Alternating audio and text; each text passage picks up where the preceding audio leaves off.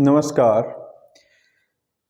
इस व्याख्यान में हम ज्योग्राफी से संबंधित जो इम्पोर्टेंट क्वेश्चन होते हैं जो कॉम्पिटिटिव एग्ज़ाम में आते रहते हैं, जैसे अभी एग्ज़ाम है, कॉमन एंट्रेंस टेस्ट है या एनटीए लेता रहता है, या अभी दिल्ली पुलिस कांस्टेबल का एग्ज़ाम होना है, तो एनसीईआरटी छठी क्लास से 12th क्लास तक का एनसीईआरटी वेरी इंपॉर्टेंट बुक्स रहेंगी।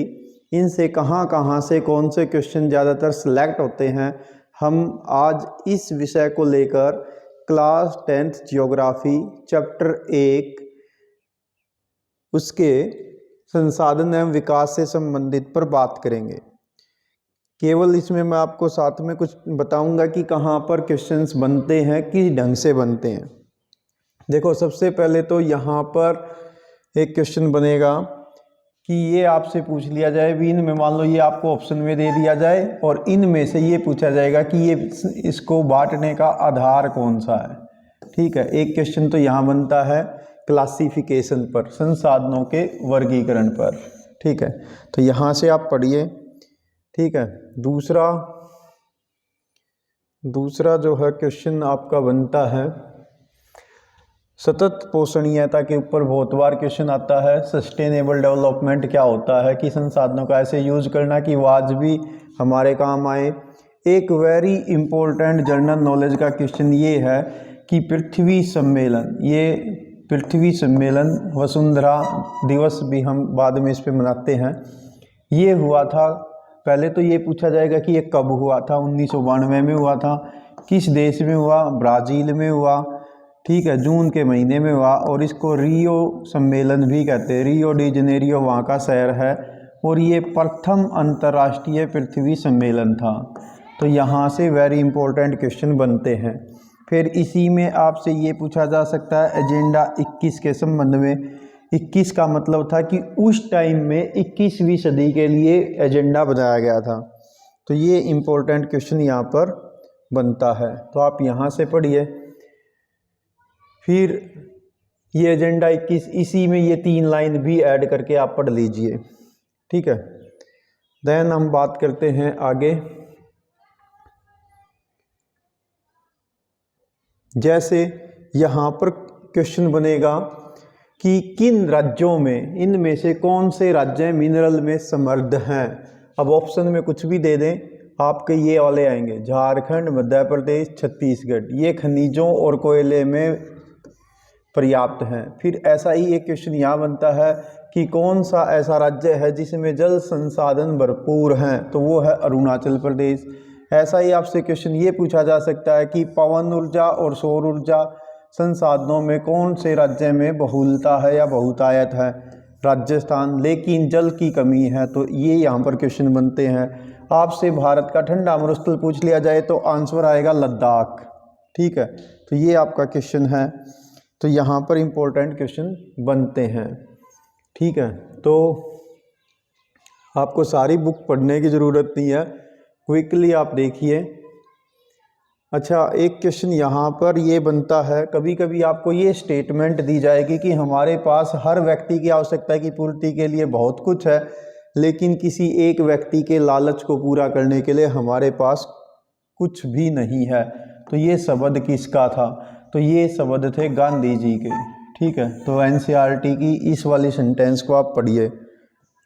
नेक्स्ट आपसे ऐसे ही क्वेश्चन पूछा जाता है इस वाले डायग्राम से कि भारत का जो कुल क्षेत्रफल है जो है 32,87,263 वर्ग किलोमीटर। एक तो आप ये याद रखेंगे, और ये वर्ल्ड का 2.4% भाग है, ये याद रखेंगे।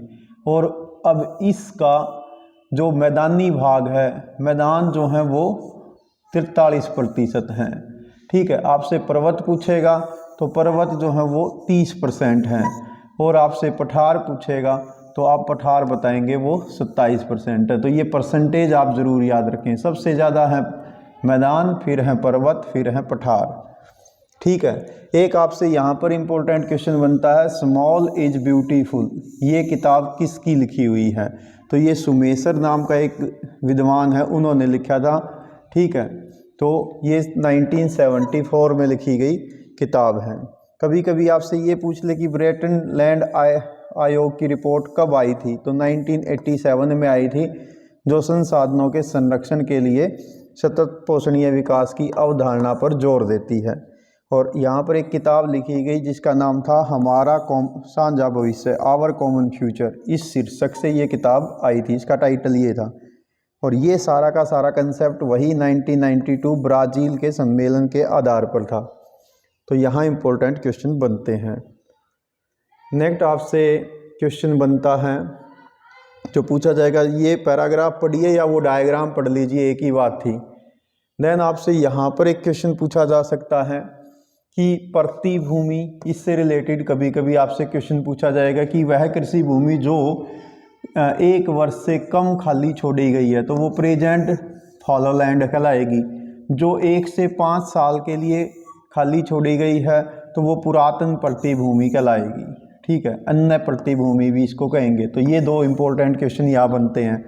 फिर आपसे ये पूछा जा सकता है कि निवल बोया गया क्षेत्र क्या होता है, तो शुद्ध बोया गया क्षेत्र यानी आपकी जो टोटल एग्रीकल्चर लैंड है उसमें से कितने एरिया पर खेती या फसलें बोई गई हैं, वो निवल है।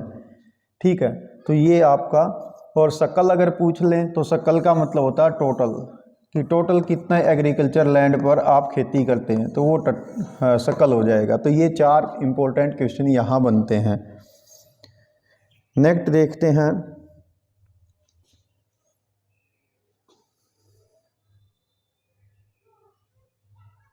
नेक्स्ट आपसे यहाँ पर एक क्वेश्चन है, एक तो ये वाला हो जाएगा कि भारत का कुल क्षेत्रफल कितना, जो आपको बता दिया 32.8 लाख वर्ग किलोमीटर, यानी एग्जैक्टली है 32,87,263। मोबाइल नंबर की तरह आप इसको याद रखिए। ठीक है, देन ये पूछ लेगा कि इसमें से इस जो टोटल ज़मीन है इसका कितना % हम यूज करते हैं, तो 93% यूज करते हैं, बाकी का जो है वो उनके आंकड़े हमारे पास उपलब्ध नहीं है। देन आपसे पूछेगा कि भारत में जो कुल बोया गया कुल क्षेत्रफल है, ये वाला जो कुल एरिया है, इसके कितने % एरिया पर खेती होती है, तो वो होती है लगभग 54% पर। और ये दुनिया में सबसे ज़्यादा है किसी भी देश के कुल एग्रीकल्चर लैंड का, कुल ज़मीन का % अगर देखा जाए तो सबसे ज़्यादा खेती भारत में होती है। देन आपसे पूछेगा कि सबसे ज़्यादा एग्रीकल्चर भारत के किन राज्यों में होती है, टोटल ज़मीन के सबसे ज़्यादा % पर, तो 80% भूमि पर पंजाब और हरियाणा में होती है।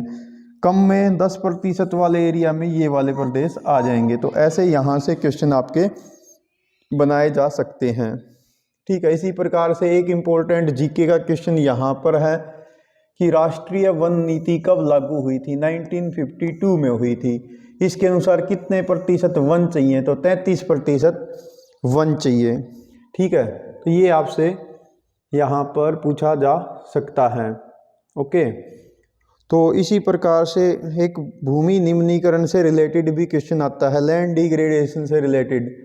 तो इसमें इम्पोर्टेंट क्वेश्चन क्या आएंगे कि अलग अलग एरिया में अलग अलग कारणों से भूमि का जो है दोहन हो रहा है या उसका डिग्रेडेशन हो रहा है, यानी उसकी फर्टिलिटी कम हो रही है। पहला क्वेश्चन तो ये आपसे बनता है कि भारत के कुल कितनी ज़मीन निम्नीकृत है, तो वो है 13 करोड़ हेक्टेयर। फिर इसमें से पूछ लेगा कि अंतर में कितनी भूमि ऐसी है जो वनों के अंतर्गत आती है, तो वो 28% है। कितनी भूमि जल से अपर्दित है, तो वो 56% है। बाकी की लवणीय और क्षारीय है। तो ये आपसे पूछेगा। देन आपसे इनमें से ये क्वेश्चन पूछेगा कि खनन के कारण किन एरिया में भूमि डिग्रेड हो रही है, खनन माइनिंग के कारण, तो आप बताओगे झारखंड, छत्तीसगढ़, मध्य प्रदेश, उड़ीसा, इन एरिया में। ठीक है, इसी प्रकार से आपसे ये पूछा जा सकता है कि अति पशुचारण ओवर ग्रेजिंग के कारण कहाँ कहाँ पर लैंड डिग्रेडेशन होता है, Gujarat, Rajasthan, Madhya Pradesh, Maharashtra. Very important question रहेगा कि अधिक सिंचाई या अति सिंचाई ओवर इरिगेशन के कारण किन एरिया में लैंड डिग्रेडेशन हो रहा है, पंजाब में, हरियाणा में, वेस्ट यूपी में। तो ये इंपॉर्टेंट क्वेश्चन रहेंगे। ठीक है, तो यहाँ पर है, और यहाँ देख लेते हैं कि कोई क्वेश्चन बनता है क्या। तो ये वाला इसी में आ जाएगा। देन आपसे यहाँ पर एक क्वेश्चन वेरी इंपॉर्टेंट ये रहेगा कि जो सीमेंट है, सीमेंट उद्योग है, उसका कच्चा माल क्या होता है, तो वो है चूना पत्थर। सीमेंट उद्योग का कच्चा माल चूना पत्थर है। तो ये आप इसमें से छांट लेंगे क्वेश्चन, ठीक है। इनमें से यहाँ पर एक क्वेश्चन ये बन सकता है कि इनमें से कौन सा एक वो इसका वन भूनिम्नीकरण का सॉल्यूशन है या नहीं है, ऐसा कुछ इसमें से यहाँ पर दिया जा सकता है। जैसे देखो, रक्षक मेखला होती है, पशु चारण होता है, रेतीले टीलों पर कांटेदार झाड़ियाँ लगाना है, तो ये रोकथाम के उपाय हैं। इसके अलावा खनन पर नियंत्रण है, बंजर भूमि का प्रबंधन है, औद्योगिक जल का परिष्करण करना, ये सब उपाय हैं। अब इनमें कोई भी एक पॉइंट ऐसा डाल देंगे जो इनसे रिलेटेड नहीं है और वो आपसे पूछ लेंगे, तो इस टाइप्स के क्वेश्चन यहाँ पर बनाए जाते हैं। नेक्स्ट आपका क्वेश्चन आ जाएगा मृदा के निर्माण से संबंधित, फैक्टर से संबंधित। किसी भी स्थान पर जो मिट्टी होती है, मृदा मीन्स सॉइल है यहाँ पर, तो उसके लिए कौन से मुख्य कारक हैं, तो ये आपसे पूछा जा सकता है। इसमें एमसीक्यू आसानी से बन जाता है। ऊंचा जनक सामग्री या संस्तर सेल, क्लाइमेट, वनस्पति और जैव पदार्थ तथा टाइम, ठीक है। और इसमें से जो ये कारक हैं, तापमान, बहता हुआ जल, पवन, हिम नदी, अपघटन क्रियाएं, तो ये भी इम्पोर्टेंट भूमिका निभाएंगे। कभी कभी आपसे अगर ह्यूमस पूछ ले तो ये जैव पदार्थ होता है, तो जीव जंतुओं का गला सड़ा अंश या लकड़ियों का, जैसे गोबर की खाद, ये सब ह्यूमस होता है। तो ऐसे क्वेश्चन आमतौर पर बनाए जाते रहे हैं। इसी प्रकार से यहाँ पर कुछ रिवर्स दी गई हैं, तो इनमें से आपसे पूछा जा सकता है कि भाई कौन सी रिवर इनमें से उत्तर भारत की है या नहीं है।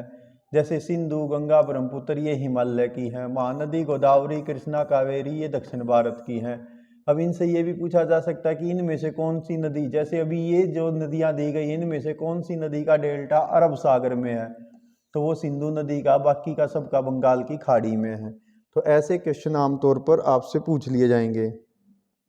इसी प्रकार से जैसे यहाँ पर अगर पूछ लें तो बांगर और खादर के ऊपर बहुत बार क्वेश्चन आता है।